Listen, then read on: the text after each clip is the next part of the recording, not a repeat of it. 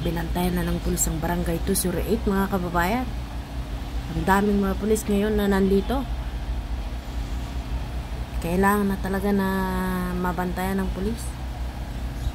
Dahil hindi kaya ng mga foreman ang mga pasaway. Nitong nakaraang mga araw mga kababayan, nasaksihan po natin yung 3 kabataan na sinasabi nila na sa kanila yung mga bakal na pinuputol ng engineering team.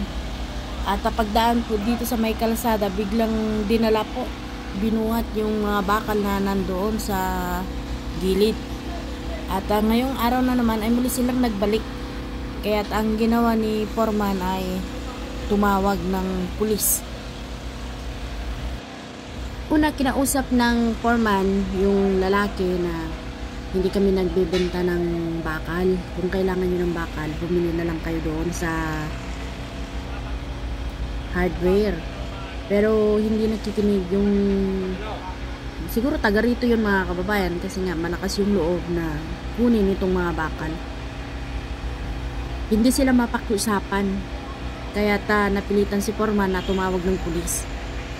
Ganito po ang kalakaran ng pagtitibag ng engineering team dito sa barangay 208. Halos simula day 1 ay laging may nakantabay na mga pulis, kasi nga po mga kababayan ay napakainit po.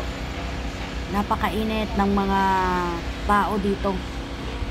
Kung hindi po yung mga marites ay may mga pasaway.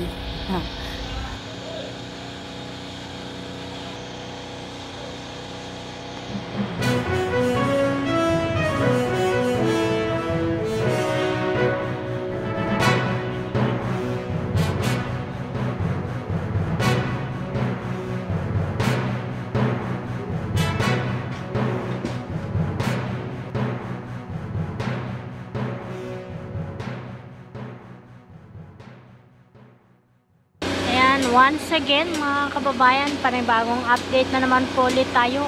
Nandito tayo ngayon sa barangay 208. Tuloy-tuloy din po ang gibahan dito.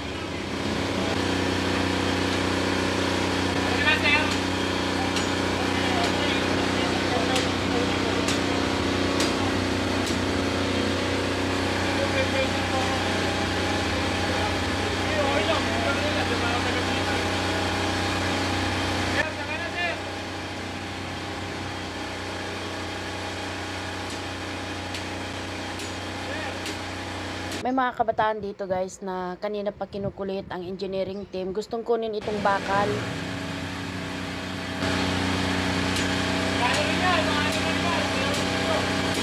Kung sa ibang tibagan guys, tulad ng barangay 313, yung mga mababakal doon, pag nakaalis na yung mga demolition team, doon sila kumakana. Dito naman sa barangay 208, yung mismong naputol na ng engineering team, iyon yung gustong kunin ng mga kabataan dito.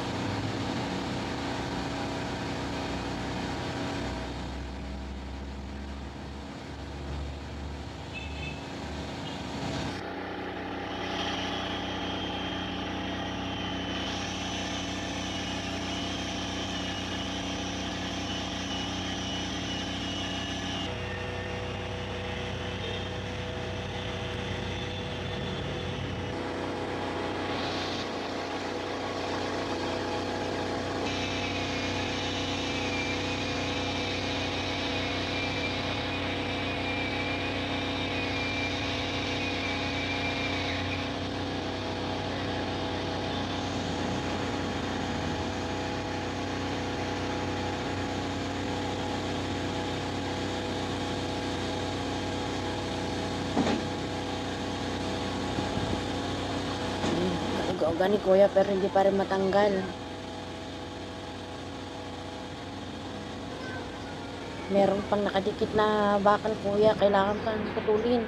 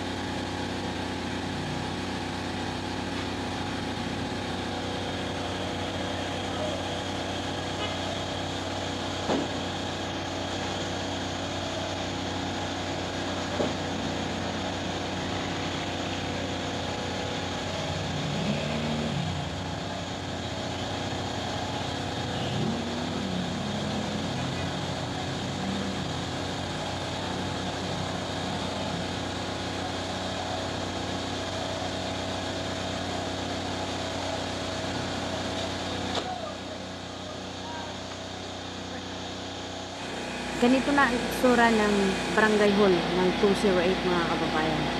Yung panlabas na pader ay nabakbak na. Kaya mga poste at mga biga yung tinitira ng mga engineering team ngayon, yun yung binabakbak nila.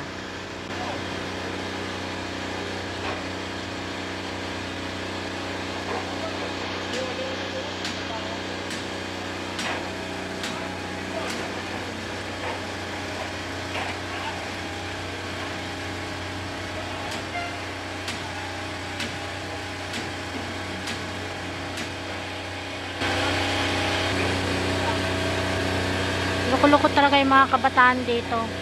Gusto nilang kunin yung bakal.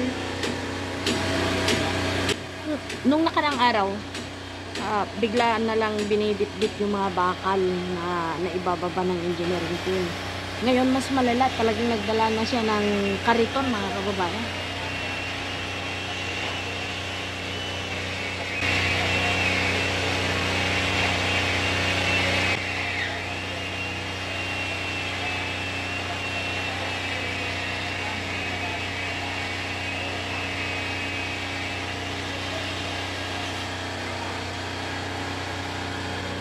Hindi kaya iyon na naman yung kumuha ng bakal kahapon? Mga tarantado.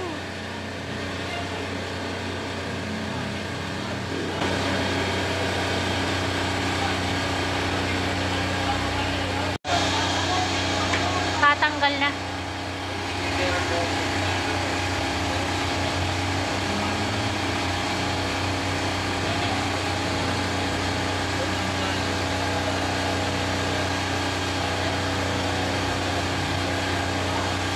Tinadya ka na kuya, oh. Ingat ka dyan sa ano linya ng kuryente, baka ito mga pinapuputulan ng biga mga kababayan, ito yung gustong kunin ng binata. Sa totoo lang, may kasama pa siya nandito sa likod ko. Ang pagkakarinig ko, driver daw ng NBI. So, maaaring taga rito rin kasi malakas yung loob na hingiin yung mga pinagputulan ng mga bakal. At dahil makulit po sila mga kababayan, si Foreman, tumawag na siya kanina ng pulis. Dumating na yung pulis. Nagkakainita na kasi dito, guys.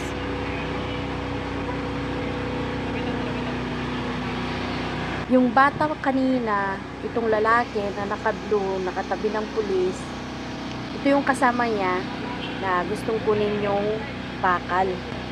So una pala mga kababayan ay gustong bumili ni kuya ng bakal. Ngayon ang sabi ng engineering team, hindi sila nagbebenta ng bakal. Pero makulit pa rin yung kasama niyang bata. Gusto nilang kunin itong mga bakal kahit na sinabi na ng mga engineering team na hindi sila nagbebenta ng bakal.